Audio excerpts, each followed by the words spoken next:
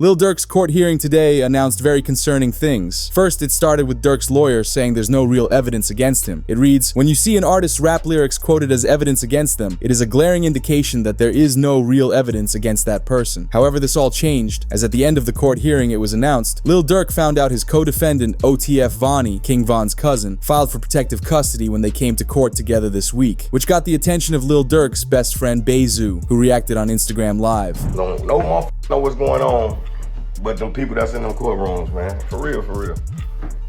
Them be false accusations. Y'all don't even know what the be going on, for real. Y'all really be trying to play Inspector Gadget and all this. I'm snitching on them that's innocent, man. Y'all just be weird as hell. That's what I be talking about, man. Like, first y'all threw the jams rumors out there. Now y'all talking about Vonni a snitch, gang. A snitch on what, blood? Y'all don't even really know what's going on, for real. On my kids, y'all really just be running. And that's why I don't participate in nothing that got to do with nothing illegal. Because of you motherfuckers, y'all be trying to get them put under the jails. Y'all trying to go let them meet Larry for the first time, you hear me? On my mother. OTF Vonni has been a loyal part of the team. However, Vonni snitching was likely a result of OTF Jam giving the prosecutors footage of Vonni jewelry shopping with King Von, and the other two suspects being Didi and Boogie. Knowing King Von, they'd most likely be in touch with Lil Durk. The solitary stone. We just looked at him. Good, man. Let's go over there. What up, bro? Boss, you good? My boy. Let's go. They got real in here, man, because he just stepped in. The money man just stepped in. However, it gets worse from here. The court update reads, the feds believe Lil Durk paid to get these two people dealt with. Number 1, Stefan Mack, who got Lil Durk's brother D Thang, and number 2, OTF Jam's baby mom passed after Lil Durk found out he wore a wire around him. Feds think OTF Jam is the key to putting Lil Durk in jail for all 3 crimes. It was this Instagram Live when Lil Durk noticed OTF Jam was wearing a wire. Jam was seen holding the top of his jacket and looking if everything was connected with his wire. Oh, hey, kid. I ain't gonna lie, like my whole dream changed. I ain't gonna lie, like back in the day. Oh, my. Oh, dang. Like back in the day. Oh, look, he took out. Check on your man, I heard you got his head. Yeah. I ain't gonna lie, man. Hey, when I was growing up, I don't have a dare. Architect. What happened to dare? School's out of time. All that woofing on the net, it got your man Metro! hit. Metro! With the courts having so much evidence on Lil Durk, they'd bring up his lyrics. Look on the news and see your son screaming no no, as Quando is seen at the crime screaming no no.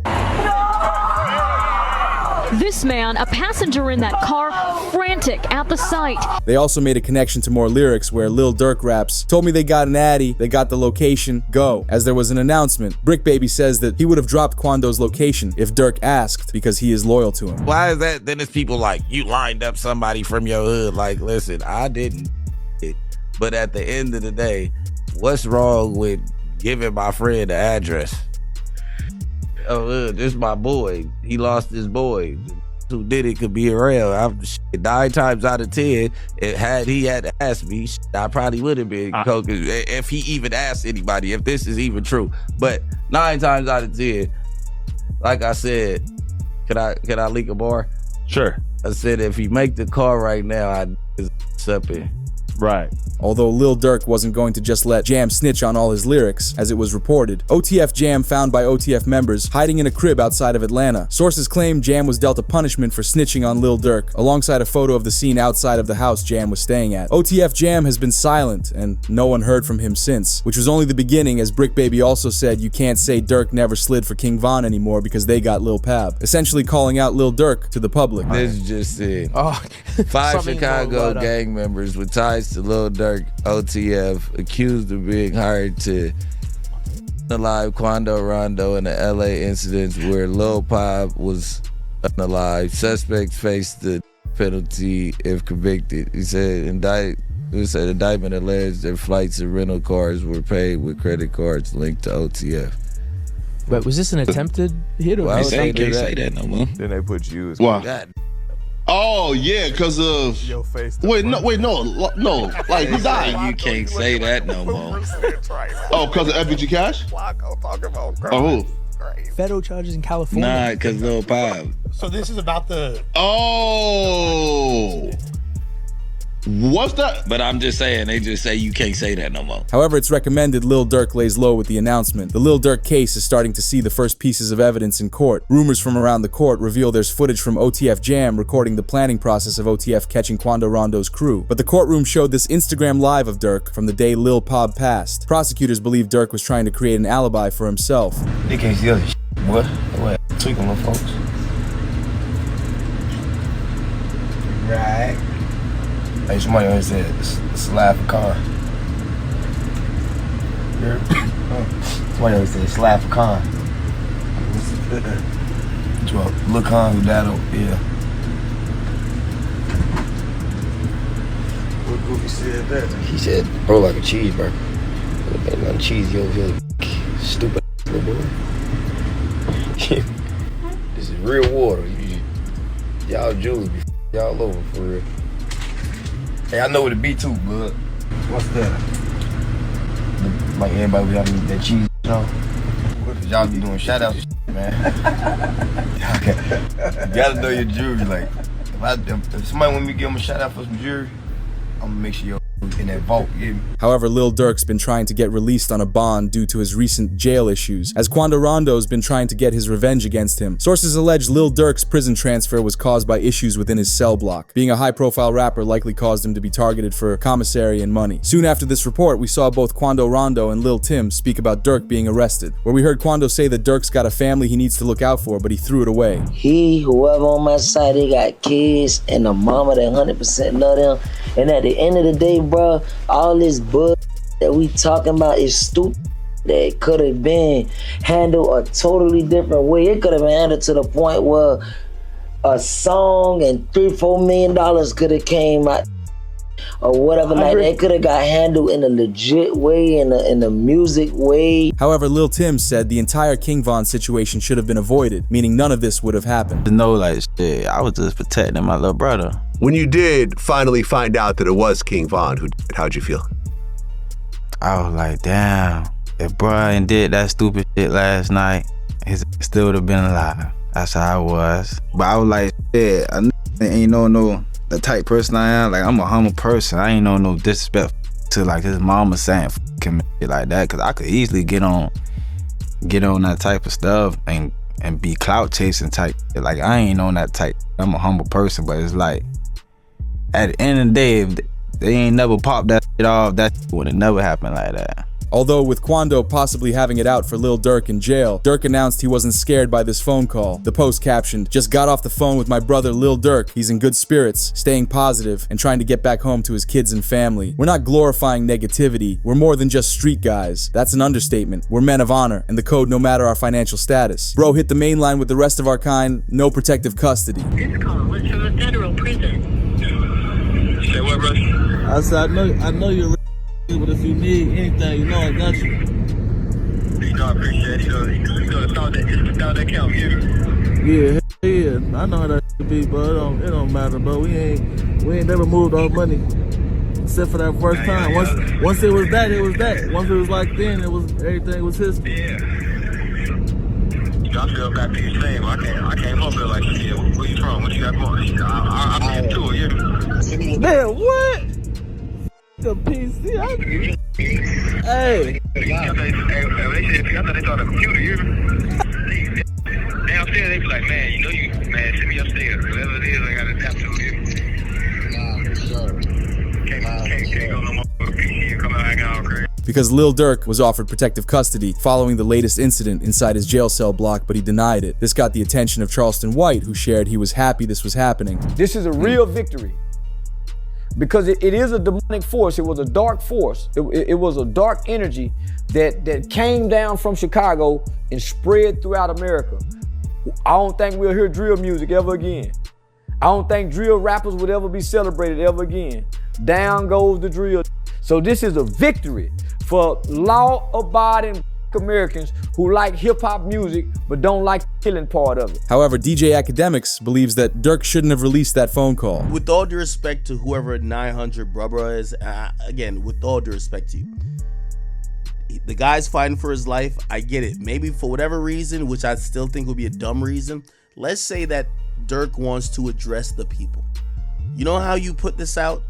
You say, yo, Durk, we on. You let him say what he's saying to the public and you cut it off. We don't need to hear y'all back and forth. Because a lot of this audio kind of feels like maybe this wasn't how Durk wanted to first communicate with everybody in the world. Anything he does is gonna go viral. Having a conversation about, you know, even if you think it's in good faith, yo, we don't move off money, nah, blah, blah, blah. It don't sound right.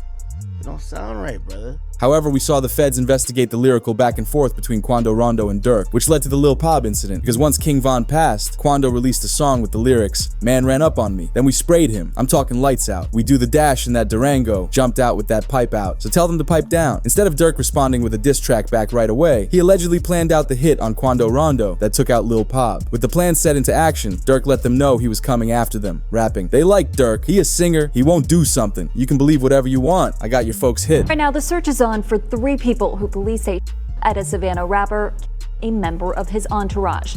It happened in Los Angeles and cameras captured the aftermath. However, what's interesting about OTF Jam is that he was one of the most loyal members of OTF. The only reason he began snitching on them was because only 2 months after his initial release from prison, he was arrested again. Rather than spending more time in prison, he decided to just snitch on Lil Durk and OTF. But what makes it even worse is that Durk looked out for Jam, paying for a crib and a car. Yeah, because you just came home not too long ago, like when you come home. I've been home a little bit over a year. Yeah, okay. A little bit over a year. 12 years flat. 12 years? Like 12 years. Did my time. Ain't told them nobody. Right. Ain't no on my name.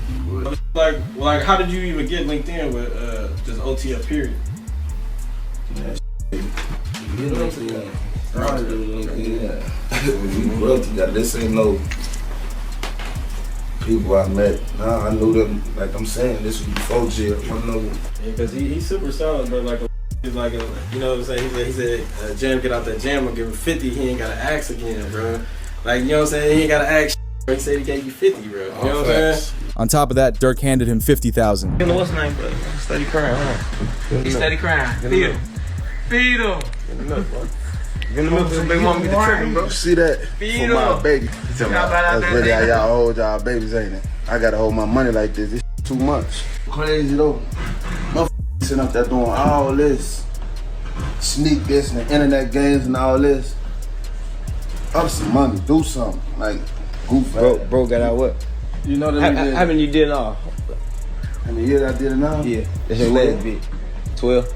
12. That boy popped out 12 years. But it's not all bad. Despite all this concerning evidence, we heard this from a professional lawyer. Kodak Black's attorney Bradford Cohen says Lil Durk has a chance to beat the King Von and Quando Rondo revenge case unless OTF testifies against him. He says, "I'm hesitant to say they have a slam dunk case on Durk Banks. I think they have a long way to go to prove the conspiracy against him." When it comes to Durk Banks, you know, so far I've seen one text that says, "Don't have them associate my name with any kind of flights that they're taking." Certainly that's not a good text. But is that the only text? Because that doesn't, you know, that in itself doesn't stand on its own. Certainly it's circumstantial. But like I said, we have to wait and see what other evidence they have. If they have a snitch, if they have videotapes or audio tapes of him saying something, I think that's a lot different than, hey, just make sure you don't associate my name with these guys. Because he could be blaming, you know, Grant or one of these other guys and saying like, hey, these guys are going to do some crazy stuff. And he's like, hey, listen, make sure it doesn't associate with me at all. You can look at that a million different ways. So I'm hesitant to say that they have, you know, a slam dunk case on Durk Banks. Kodak's lawyer even mentioned when he thinks Durk will be released, assuming no one snitches on him. So it all depends on the hunger of the U.S. attorney and the AUSA that's involved. And if they want this individual badly enough, they'll make very attractive deals for these individuals. What does a very attractive deal look like? I think they go for the lowest hanging fruit. Whoever, you know, didn't actually guy, you know, maybe someone that was involved that didn't actually, or someone that, but it didn't hit, you know, they're going to have forensics.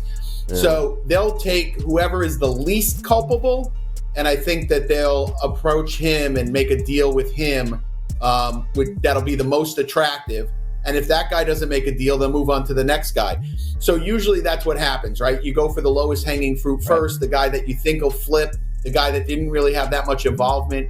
And I think what also is interesting with the indictment is it wasn't just money. They're like, oh, it could have been money or it could have been career advancement.